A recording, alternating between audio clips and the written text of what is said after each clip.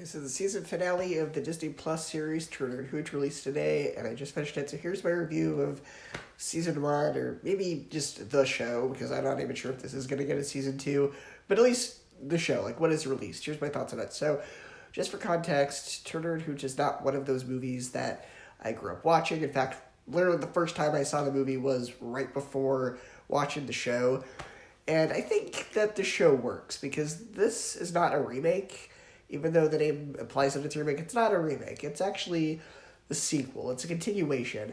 Josh Peck plays Scott Turner Jr., Tom Hanks' character's son, and this Hooch is actually one of many dogs over the years. It's been Hooch. So that's kind of a good setup, and you find out that Tom Hanks' character died, which is a bit of a shame, because I was hoping that Tom Hanks would at least make a cameo in the show, but he doesn't, because they tell you right off the bat in the first episode that he's dead, which I was hoping was a hoax. I was hoping he was going to show up, but he didn't. So, anyway, Josh Peck, who plays his son, he takes in Hooch reluctantly, and it plays out a little bit like the movie. There's a bit of familiarity with the cop, and he doesn't want the dog, and the dog is very misbehaved, and it's about the hilarious hijinks they get into. So it is very familiar. It is very much like the movie in show form. And Josh Peck was actually really amazing casting. In fact, if you put him next to younger Tom Hanks, if you put him next to what Tom Hanks looked like in the original movie, and then you look at Josh Peck, you can tell why they chose him. He looks very much like a young Tom Hanks. And you don't notice that until you look at them and you go, oh yeah, I totally see the resemblance now, even though they aren't related, which is really funny. And obviously Josh Peck comes from a comedy background, because he got his start as a child actor back in the day on Nickelodeon with shows like All That, The Amanda Show, of course Drake and Josh. And he's pretty funny in this show. Mostly, his humor in the show mostly plays out as sarcasm. Mostly as sarcastic remarks. That's most of his humor is sarcastic humor. And this show is a lot of fun, and it really has fun playing with the cop show element, and kind of playing with the cop cliches, the kind of poking fun at all these cop show cliches and tropes you always get. Like, there's an entire episode that is a scene-for-scene spoof of Die Hard. Like, it's literally the movie Die Hard, but parodied and homaged or whatever. And it's super hilarious, especially because the way they kind of get around. And it's actually really, really funny.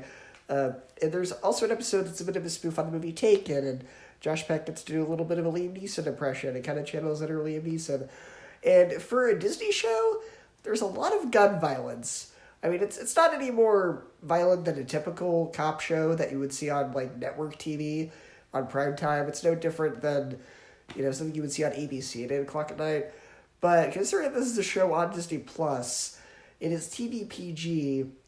There's a lot of gun violence. I'm just surprised, like, Disney put their name on it. They didn't go, oh no, this isn't Disney. This is Fox. This is Touchstone.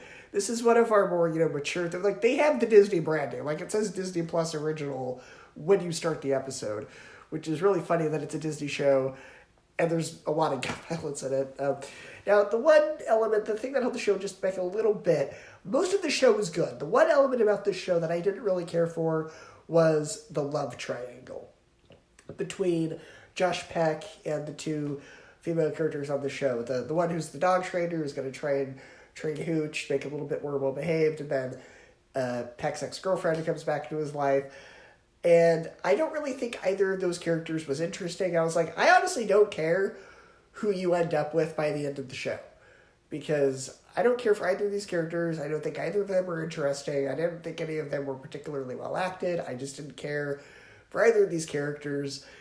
But what was interesting about that, there is an overarching story. So even though Tom Hanks is not in the show, his character kind of plays out a little bit of the elements of the show, because they find out that there was this conspiracy that Tom Hanks, may not have been killed because he knew something that he didn't know. Like, he knew a little bit too much about this crime ring, and they kind of learn a little bit more about this crime ring that's going on as the show progresses. You learn more and more about Tom Hanks and why his character was probably taken out. So that was actually a really interesting mystery element as the overarching story. So really, yeah, I thought it was really funny. I thought I had a lot of fun with it. Like I said, the only element I didn't care for was the romance aspect, the love triangle aspect. I didn't really care for that. But overall, I really enjoyed the show, though. And if you're a fan of the movie, don't let the fact that it's a continuation fool you. don't worry, it's probably not going to ruin your nostalgia. It's actually very respectful to the original movie. It plays homage to it very well. They put a lot of care into this. It doesn't feel cheap at all. I really enjoyed it. So overall, I think I would give the show probably a B, an 8 out of 10, and a 4 out of 5 stars. So go and check it out. Let me know what you think. And if you have seen it, let me know what you think. What did you think about the show? Let me know what you think.